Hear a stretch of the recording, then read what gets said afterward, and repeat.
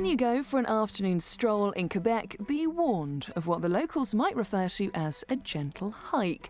For this is the pathway to the Via Ferrata in Parc Mont-Tremblant, a near vertical 200-metre ascent up the side of a mountain. Yeah. Apparently this is the only bit that sways, so the rest of it you're pretty static. Or at least you're clinging to a rock face, as opposed to launching yourself across a river. Via Ferrata is coming from the Italian word is mean iron road. Is a little bit like rock climbing, and I would say between rock climbing and hiking. So I'm just about to head up now, 70 metres upwards vertically on the rock face. This is the start, but I have been told that there is a break at the top, and I have just taken some water on board. So I'm ready, and I had 2 energy bars before we started. But I'm not going to do it as quick as our guide. Try and keep one for your left hand and the other for your right hand.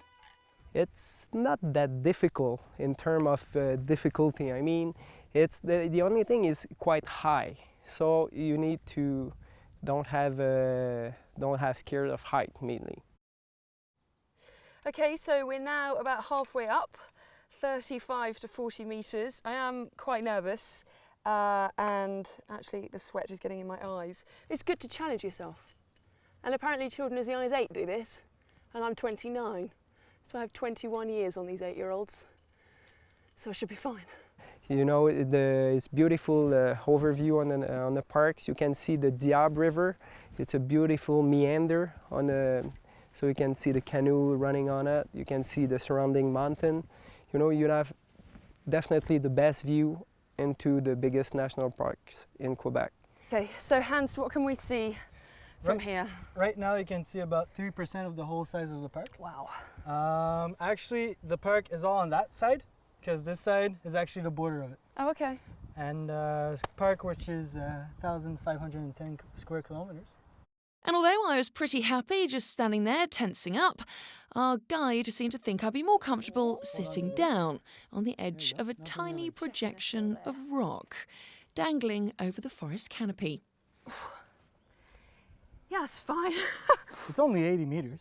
First of all, the park itself is the biggest, is the oldest, but the nice thing is we're just 20 minutes from Tremblant Resort, so it's easy accessible, you know, from a big resort. With part 1 of the climb ticked off, I was feeling a little more confident. However, the next section features some surprising challenges to conquer. So now we're at our first surprise. This is a wooden beam, 3 meters long. This one is actually the torqued one, we call it, because it's a little bit twisted at the end over there. The easiest way to go on it is grab your both hands and slide your feet through. Right, so this is the first surprise, apparently. I'm more inclined to say it's a bit of a shock, but actually the easiest way is just pretend that I'm not on a mountain at all. And I'm just inching my way along here.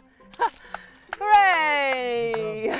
If I'd been asked at the start, and in fact I actually was asked before we started, whether I thought I was going to enjoy it, I did actually say no, because I'm quite nervous of this sort of thing and I'm slightly afraid of heights, but I'm really enjoying it. And apart from the fact I'm sweating a lot and I have really filthy fingernails, I'm actually having a really good time, but I'm looking forward to getting my feet back on the ground.